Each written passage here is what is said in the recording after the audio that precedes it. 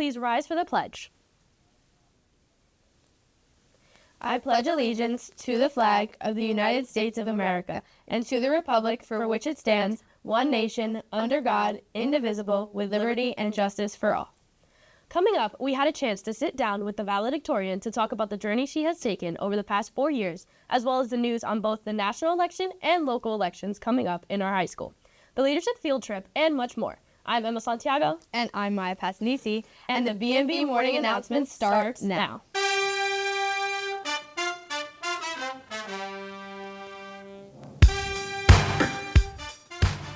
Good morning, Mepham. Today is Friday, September 27th, day 1st. Emma, hasn't it been such a good week this week? The weather has been a little iffy.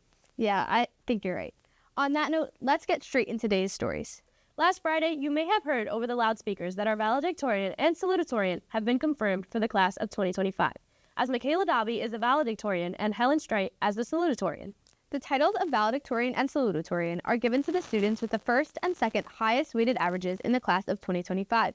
Melanie Arcos had the opportunity this week to sit down with our valedictorian and get to know her journey of how she got to where she is. When many people think of high school, the first thing that comes to mind is prom, graduation, and college applications. But what most students overlook is the title of valedictorian and salutatorian. Some students have worked tirelessly their entire high school career to make sure that they get to that title. For a valedictorian or salutatorian, it is impossible to get to that rank without a tireless work ethic and a very high intelligence. You need to be very hardworking and you need to be very smart. Otherwise, it's really impossible to get to number 1 or number 2. This year's valedictorian has truly gone above and beyond. Her name is Michaela Dobby, and she has dedicated countless hours to her academics as well as her athletics and her social life. I think the most difficult thing for me was probably managing my time. Most days I would go from school to sports practice after school at Mepham to club sports, getting home some nights around 10 o'clock, having to finish my homework, study, and that was every school day. On the weekends, instead of hanging out with friends sometimes, I really focused on getting work done so I'd be ahead for the next week. Alongside our valedictorian, we have our salutatorian, Helen Streit, who has also shown the same work and dedication as Michaela. The valedictorian and salutatorian aren't just titles. They're symbols of leadership and dedication throughout all 4 years of high school. It is also important to recognize other students that have also made the same dedication and effort through their years of high school as well. From us at BMB, we applaud you, Michaela and Helen. Congratulations on this outstanding achievement. That's all from me. I'm Melanie Arcos, and back to Emma and Maya in the studio. Thanks, Mel, and congratulations to Michaela and Helen. Another reporter on location is Tina Pena. She was on location at last night's back-to-school night. Here's Tina Pena with more. Normally these hallways are filled with students, but for one night a year, they're filled with a different crowd. All the numbers don't match. It's so confusing. I have no idea where to go. Back to school night, the perfect way to kick off the school year. This past Thursday, September 26th, was back to school night, where your parents got to come to Mepham, go through your schedule, and meet all of your teachers. This night provides a chance for your parents and teachers to connect and become informed about what's ahead for the rest of the year. I find it interesting. At least we touch base, get to meet the teachers, get an idea of what the class is going to be about. So for me, I'm definitely interested, and this way I can stay on top of their schoolwork as well. Back to school night is a great opportunity that allows teachers to connect with parents, share teaching strategies, and build strong connections between home and school to help students succeed. And when you get home tonight, don't forget to ask your parents, so what did you learn at back to school night? They'll love being on the other side of the desk for a change. That's all from me. I'm Tina Pena. Now back to Maya and Emma in the studio. Thanks, Tina. In other news, the District College Fair and Financial Aid Night is coming up next week on Monday the 30th at Kennedy High School, starting at 6:30 p.m. Over 100 local and out-of-state colleges and universities will have a representative on location. This is a great opportunity for students to connect with colleges across the nation right here at home. There will be college booths all throughout the school, as well as meetings to inform parents about the financial aid process. Speaking of fairs, the 37th annual Bellmore Street Fair is taking place all this weekend. There will be carnival rides, food vendors, and even live music. The fair will be taking place alongside Bedford and Pettit Avenues. You will be certainly seeing me there, but definitely not on the zipper. Really? I personally love the rides, but I also love my news. So now on to this week in world news. In New York City, late Wednesday night, Mayor Eric Adams was indicted on federal criminal charges. The charges include bribery and fraud. After news became public, a defiant Mayor Adams declared his innocence. I will fight these injustices with every ounce of my strength and my spirit. If I'm charged, I know I am innocent. I will request an immediate trial so the New Yorkers can hear the truth. Also in New York, President Biden spoke at the UN General Assembly for the final time as president. Biden addressed many of the conflicts affecting the world today and pointedly explained before the world's leaders that there are certain things in life more important than power. I decided after 50 years of public service, it's time for a new generation of leadership to take my nation forward. My fellow leaders, let us never forget, some things are more important than staying in power. It's your people.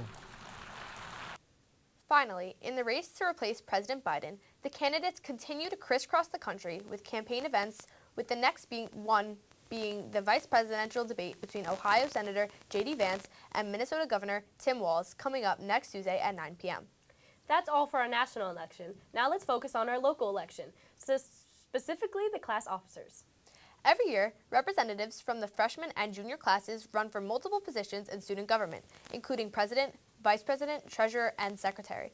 Their overall goal is to not only organize fun and engaging fundraisers for the class over their 2-year terms, but to also raise money for prom and other expenses for senior year. They organize events and they help with Battle of the Classes. Campaigning begins on September 30th. Good luck to all the candidates running. Lastly, in community news, this past Monday, the senior leadership class went on a team bonding trip to Nassau BOCES Outdoor and Environmental Education Center in Brookville. Students not only engaged in team-building exercises, but faced fears and went to extreme heights, literally, because they went on the high ropes course as well as climbed to the top of a giant rock climbing wall. I think it went outstanding. I divided them into different groups, so they were with not necessarily people that they're closest with, and to watch them work together and cheer each other on just made me so proud of them. So I think it went great. In other news, as the school year continues to roll along, BMB is excited to welcome our sister show, Midweek Update, back to the air. Midweek Update is a show that brings its viewers around the community and inside the stories that aren't always seen. We're excited to be joined right now by the producer of Midweek Update, Basilia Mekao. Basilia? Hey Maya, how are you? Oh, just doing the morning announcements. So tell us, what do you have planned for the season premiere of Midweek? It's going to be a great episode, Maya. For starters, as last year was ending, BMB took part in a national contest sponsored by NBC News around the concept of wellness. We submitted 4 stories, and 2 of them placed in the top 5, with one winning second place in the nation. We'll be showing 2 of those stories. We've also got a little bit of old and new. With it being the first episode of the month, we'll have our classic segment, Give Us a Minute, We'll Give You a Month, where in just 60 seconds, we look back on what made September special. And we'll debut a new segment called Teacher Hot Takes, where 2 of our teachers offer their hottest takes. Make sure to watch next Wednesday, October 2nd, to get your community news. Sounds like it's going to be a great episode. Who are the teachers giving hot takes? You'll just have to tune in to find out. Midweek drops every Wednesday, so be sure to check it out. Next, more on the topic of teamwork and sports, here's Jason Martin with your week in Mepham sports.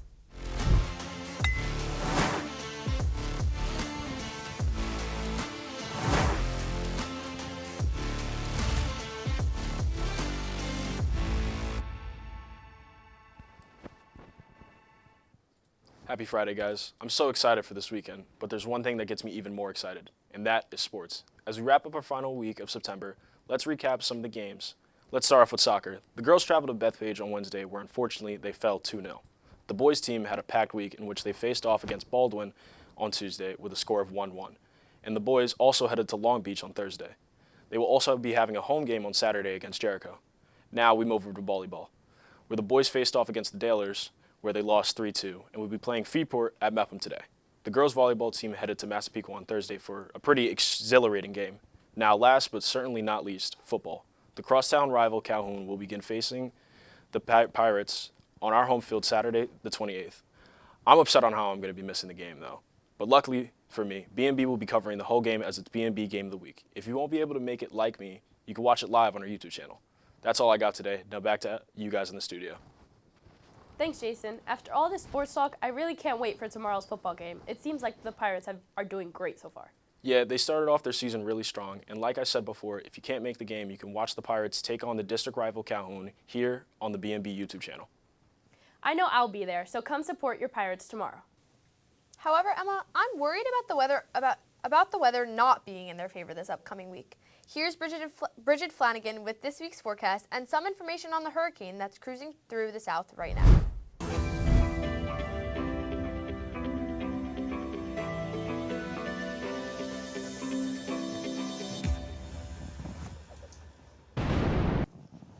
Thanks, guys. And if you noticed a chill in the air this week, it's probably because it's officially fall. I'm so excited for all the season's activities, like apple picking and carving pumpkins, which if you're looking to do this weekend, it's the perfect time for it. On a more serious note, overnight, Hurricane Helen made landfall along the Gulf Coast. Preparations for the storm began earlier this week, and reports of the damage and devastation likely won't be fully known as effects for at least a few weeks. The effects of the storm will undoubtedly be catastrophic in the coming days. The people of Florida will need our help to recover. In the coming days, clubs at Mepham will certainly be raising money to help in that effort.